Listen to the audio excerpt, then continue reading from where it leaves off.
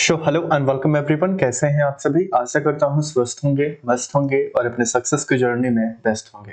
तो दोस्तों, स्वागत है आप सभी का एक नए लेक्चर में, एक नए एपिसोड में।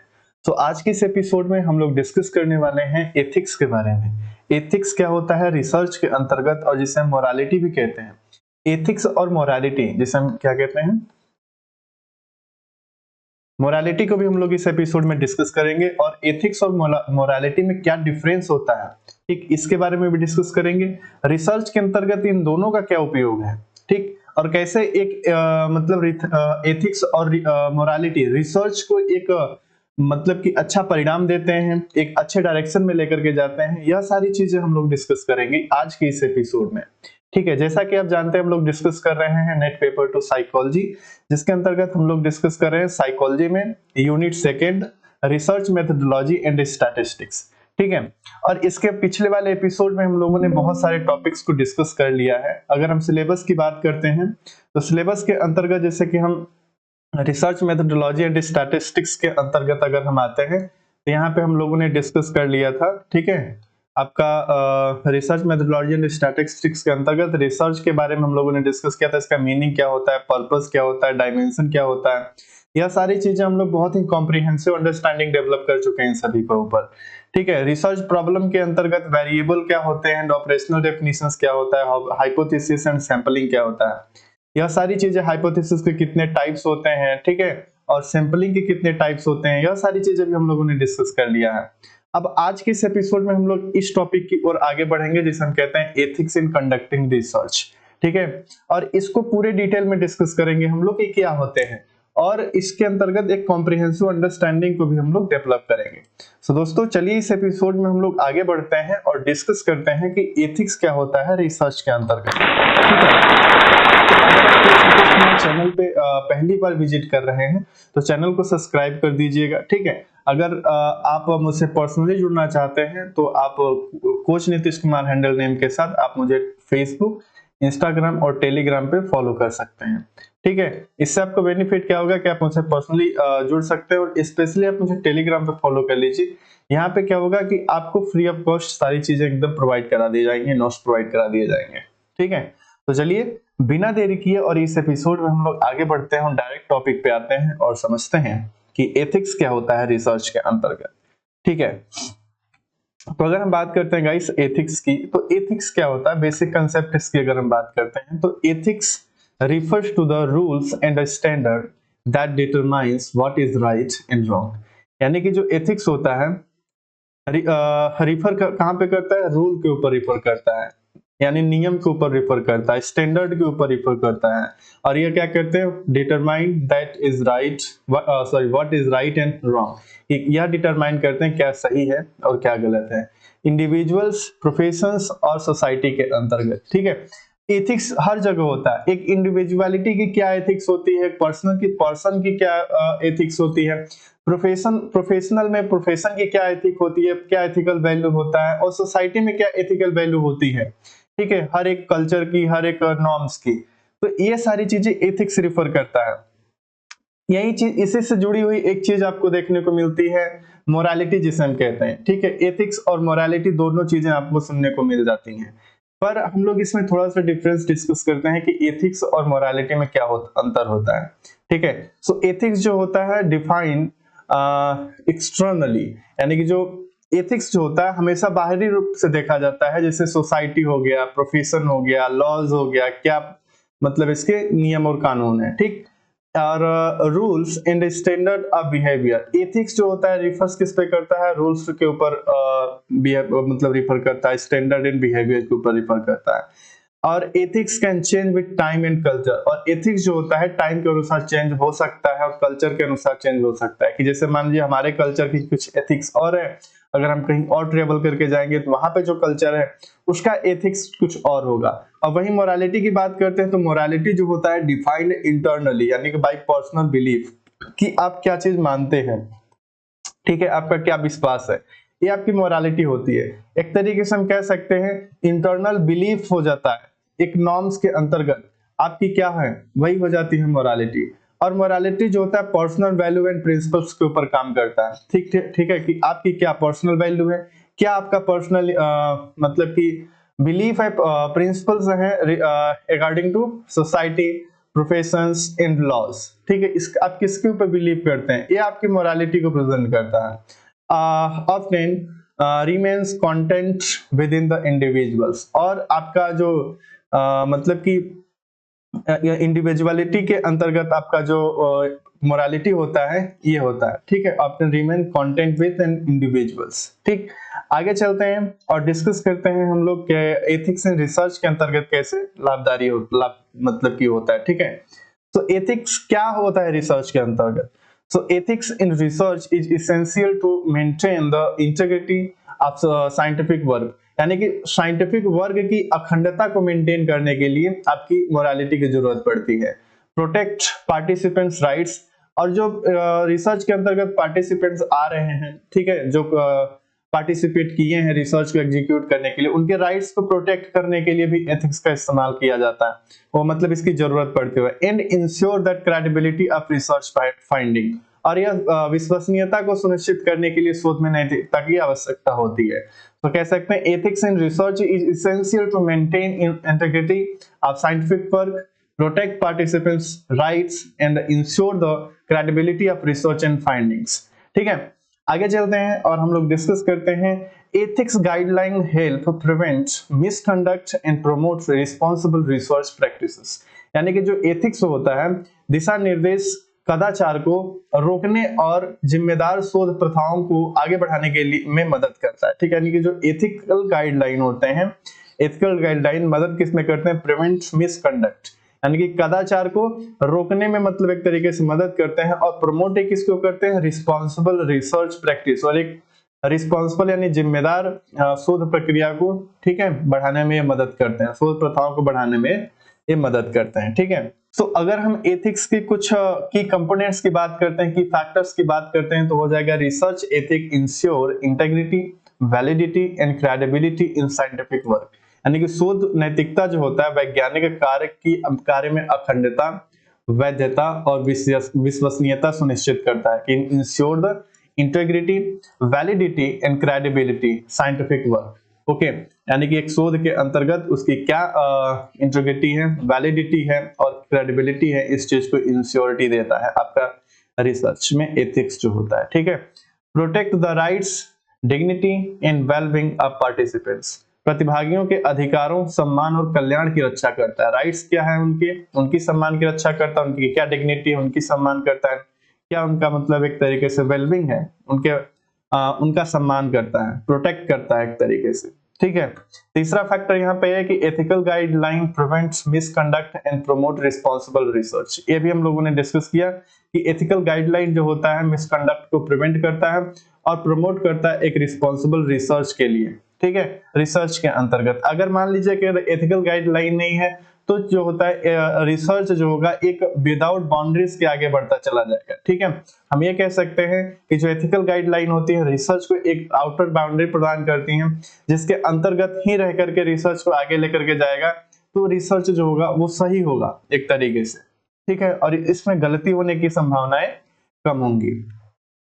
एथिक्स इन कंडक्टिंग रिसर्च, अब इसमें बहुत सारे फैक्टर्स शामिल होते हैं कि क्या कौन कौन से मतलब होते हैं। तो conducting research ethically involve following guidelines. अभी हम गाइडलाइंस की बात करते हैं कि अगर हम मान के चलिए नैतिक रूप से अनुसंधान करने में उन दिशा निर्देशों का पालन करना शामिल होता है जो मानव और पशु विषयों की सुरक्षा करते हैं, that ensure the protection of human and animal subject fairness in the research process. Okay, and the validity of the study, और अनुसंधान प्रक्रिया में निष्पक्षता और अध्ययन की वैधता को सुनिश्चित करते हैं। आपका जो रिसर्च मतलब जो एथिकल गाइडलाइंस होते हैं, ठीक है, एथिकली जो होता है वो होता है। अब हम कह सकते हैं कि जो रिसर्च किसी भी रिसर्च की अगर हम बात करते हैं, अगर वो रिसर्च एथिकली अगर एग्जीक्यूट किया जा रहा है, एथिकली आगे चल रहा है, तो उसके अंतर्गत ये गाइडलाइन होती हैं, और ये गाइडलाइन जो होता है प्रोटेक्शन देती हैं, protection of human and animals subjects, fairness in the research process. ठीक है, रिसर्च प्रोसेस के में मतलब एक तरीके से क्या करती हैं, प्रोटेक्शन देते हैं ह्यूमन एंड एनिमल्स के राइट्स, सब्जेक्ट्स के राइट्स, फेयरनेस को भी एक तरीके से क्या करती हैं, प्रोटेक्शन देती हैं आपका ये चीजें, ठीक है। अगर हम बात करते हैं इसके अंतर्गत बहुत सारे नॉर्म्स आ जाते हैं, बहुत सारे ऐसे कंपोनेंट्स आते हैं एथिकल गाइडलाइन में, जैसे कि हम बात करते हैं इन्फॉर्म कंसेंट, सूचित सहमति। यानी कि जैसे मान के चलिए रिसर्च है तो उसमें बहुत सारे सिंपल्स आते हैं। अब ये सिंपल्स जो होंगे, यानी कि हम इंडिविजुअल्स की बात करते हैं, जैसे मान के चलते हैं अगर 500 सिंपल है, सॉरी 500 अगर पॉपुलेशन है, अगर इसमें से 50 सिंपल को लेकर के स्टडी को आगे बढ़ाया जा रहा है, इसमें से 50 सिंपल जो है इनकी सहमति होनी चाहिए और इनको रिसर्च के बारे में टोटली इन्फॉर्म होना चाहिए, ठीक है, कि ये रिसर्च है, इस रिसर्च की ये क्राइटेरिया है, ठीक है। अगर इनकी सहमति है तभी इनको सैंपल में शामिल करें, अगर इनकी सहमति है तो नहीं, इनको शामिल ना करें, ठीक है। और दूसरा मतलब इसमें होता है कि प्रोटेक्शन ऑफ पार्टिसिपेंट्स, प्रतिभागियों की सुरक्षा करना भी एक तरीके से राइट्स होता है, ठीक। इसके अंतर्गत ये आता है पार्टिसिपेंट की सुरक्षा करना। कॉन्फिडेंशियलिटी एंड प्राइवेसी, गोपनीयता और निजता, जैसे जो सैंपल्स हैं, जो इंडिविजुअल्स हैं, उनकी गोपनीयता को भी एक तरीके से प्राइवेसी देना होता है इसमें काम। अवॉइडिंग हार्म, नुकसान से बचाना भी इसके अंतर्गत शामिल होता है। ऑनेस्टी एंड इंटेग्रिटी, ईमानदारी और अखंडता भी शामिल होता है। अवॉइडिंग कॉन्फ्लिक्ट्स ऑफ इंटरेस्ट, हितों के टकराव से बचना होता है, ठीक है। जिससे अगर इससे नहीं बचेंगे तो रिसर्च जो होता है बायस पूर्ण हो जाएगा, ठीक है। एथिक्स इन एनिमल रिसर्च, और एनिमल रिसर्च में भी एक तरीके से पशु अनुसंधान में भी नैतिकता के गाइडलाइंस को शामिल किया जाता है, ठीक है। तो चलिए थोड़ा थोड़ा इसमें हम की कंपोनेंट्स के बारे में डिस्कस कर लेते हैं क्या होता है, ठीक है। अगर हम इन्फॉर्म कंसेंट की बात करते हैं तो इसमें जो होता है प्रतिभागियों को स्वेच्छा से भाग लेने के लिए सहमत होना चाहिए। ऐसा नहीं है कि अगर हम 500 सैंपल है, 500 में से अगर 500 पॉपुलेशन है, ठीक, और इसमें से 50 को सैंपल लेना है, 50 को सैंपल लेना है तो आप ऐसे ही नहीं ले सकते हैं, ठीक है। इसमें हर एक पार्टिसिपेंट्स की सहमति होनी चाहिए, ठीक, तब जाकर के आप इसमें उसको सैंपल में रख करके उसको रिसर्च को आगे बढ़ा सकते हैं। अगर इनमें से एक भी पर्सन अगर मान लीजिए कि अपने स्वेच्छा से नहीं आया है तो रिसर्च जो हो जाएगा अनएथिकली हो जाएगा, ठीक है। So participants must voluntarily agree to participants, ठीक, प्रतिभागियों को स्वेच्छा से भाग लेने के लिए सहमत होना चाहिए रिसर्च के अंतर्गत जो सैंपल्स हैं उनके। दूसरा फैक्टर इसमें है कि explanation of research purpose, risk and benefits, और इन सैंपल्स को जितने भी रिसर्च के बारे में आपका रिसर्च का क्या पर्पस है, इसमें क्या रिस्क हो सकता है एंड इसकी क्या बेनिफिट्स हो सकती है, इसके बारे में आपको स्पष्टीकरण देना है, एक्सप्लेनेशन देना है, ठीक। ये एथिकली गाइडलाइंस के अंतर्गत आता है। Right to withdraw at any time, यानी कि ये सैंपल जो है अगर बीच में रिसर्च को छोड़ना है तो ये इनके पास ये राइट्स होनी चाहिए कि रिसर्च में अगर इनको कुछ ऐसा वैसा लगता है तो ये रिसर्च के बीच में से छोड़ सकते हैं, ये राइट इनके पास होनी चाहिए, ठीक है। तो ये इन्फॉर्म कंसेंट के अंतर्गत आता है, ठीक। So right to withdraw any time. और रिटेन और वर्बल कंसेंट रिक्वायर्ड, यानी कि लिखित या मौखिक सहमति आवश्यक होती है। जैसे मान लीजिए अगर 50 सैंपल हैं तो इनके अंतर्गत एक मतलब एक एग्रीमेंट टाइप का होना चाहिए वर्बली, यानी कि ये सहमत है अपने से, या फिर इसको आप रिटर्न भी ले सकते हैं, ठीक है। इससे क्या होगा कि एक बेनिफिट होता है, ये एथिकली गाइडलाइंस है, ठीक है। इसके अंतर्गत ये सारी चीजें शामिल होती हैं रिसर्च के अंतर्गत, ठीक। दूसरे की बात करते हैं प्रोटेक्शन ऑफ पार्टिसिपेंट्स, ठीक। प्रतिभागियों की शारीरिक और मनोवैज्ञानिक भलाई सुनिश्चित करना भी इसके अंतर्गत आता है, ठीक। Ensure participants physically and psychological wellbeing. यहाँ पे अगर हम दूसरे पॉइंट की बात करते हैं तो अवॉइड कोएर्सन एंड अनड्यू प्रेशर, यानी कि जबरदस्ती और अनुचित दबाव से बचाना पार्टिसिपेंट्स के लिए भी काम होता है, ठीक है। पार्टिसिपेंट्स के ऊपर आप अनुचित और मतलब दबाव नहीं दे सकते हैं किसी भी चीज को लेकर के, ठीक। नेक्स्ट है special protection for vulnerable groups, जैसे जिसमें चिल्ड्रंस हैं, ठीक है, एल्डरली हैं, यानी कि जो वृद्ध हैं, उनके बुजुर्ग हैं, उनके डिसेबल्ड हैं, अगर आप इनमें से किसी भी मतलब इंडिविजुअल्स हैं उसके अंतर्गत आप उनके स्पेशल प्रोटेक्शन को भी प्रोवाइड करेंगे, ठीक है। कमजोर समूह जैसे कि बच्चे, बुजुर्गों, विकलांगों के लिए विशेष सुरक्षा प्रोवाइड करना एथिकल गाइडलाइन के अंतर्गत इनमें इन्वॉल्व होता है, ठीक। Confidentiality and privacy, keep personal information secure and anonymous, यानी कि व्यक्तिगत जानकारी को सुरक्षित और गुमनाम रखना इसके अंतर्गत होता है। यानी कि आप किसी भी, जैसे मान के चलते हैं अगर 50 सैंपल हैं तो हर एक इंडिविजुअल्स की प्राइवेसी की मतलब कि आपकी जिम्मेदारी होती है। अगर किसी भी कंडीशन में अगर ऐसी बातें होती हैं तो फिर एथिकल गाइडलाइन के वो खिलाफ हो जाती हैं, ठीक है।